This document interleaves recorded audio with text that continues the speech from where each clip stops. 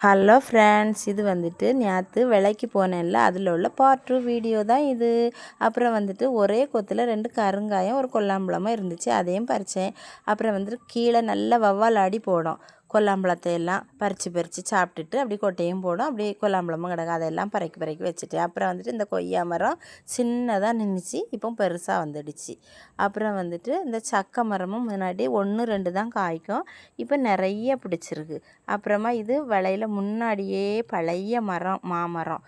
அது ரொம்ப பெருசாக முன்னாடியே நின்றுச்சு. அதில் நிறைய மேலே மாங்காய்கள்லாம் இருக்குது. அப்புறம் வந்துட்டு இந்த கொல்லா மரம் வந்து சின்னதாக நின்றுச்சு, முந்தி கொஞ்சம் தான் காய்க்கும், இப்போ அதுவும் நிறைய காய்ச்சிருக்கு. அப்புறம் வந்துட்டு இனிமேல் பாக்கு மரம், அதுவும் ஒரு பாக்கு 2 பாக்கு காய்ச்சிட்டு இருந்து இப்போ நிறைய பிடிச்சிருக்கு. அப்புறம் நிறைய வடு மாங்காய்லாம் கீழே விழுந்துருக்கு எங்கள் விலையில். அதை அவ்வளையும் பார்த்தேன், அழகாக கிடக்கு.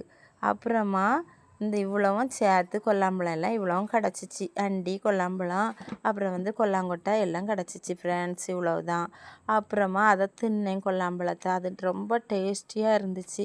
எப்போவும் கிடைக்காது, இப்படி இந்த சீசன் வழியில் தான் கொஞ்சம் கொஞ்சம் கிடைக்கும். இதுவும் சீசன் முடிஞ்சிட்டு மாதிரி மாங்காய் கறிக்கு கொஞ்சம் பறித்தோம், ஒரு 5 6 மாங்காய் பறிச்சிட்டு வந்தோம். அப்புறம் வந்துட்டு இந்த கொல்லாங்கொட்டை கொல்லாம்பழம் அதையும் கொண்டுட்டு வந்தோம். அப்புறமா வர வழியில் இந்த அணில் பழத்தை பார்த்தேன், அந்தால அதுலேயும் 2 பிடுங்கி சாப்பிட்டுட்டு போவேன் அப்படின்னு சொல்லிட்டு சாப்பிட்டுட்டு கிளம்பிட்டேன் வீட்டுக்கு. அப்புறமா நம்ம சேனலை மறக்காமல் சப்ஸ்கிரைப் பண்ணுங்கள் ஃப்ரெண்ட்ஸ். Tata, by by.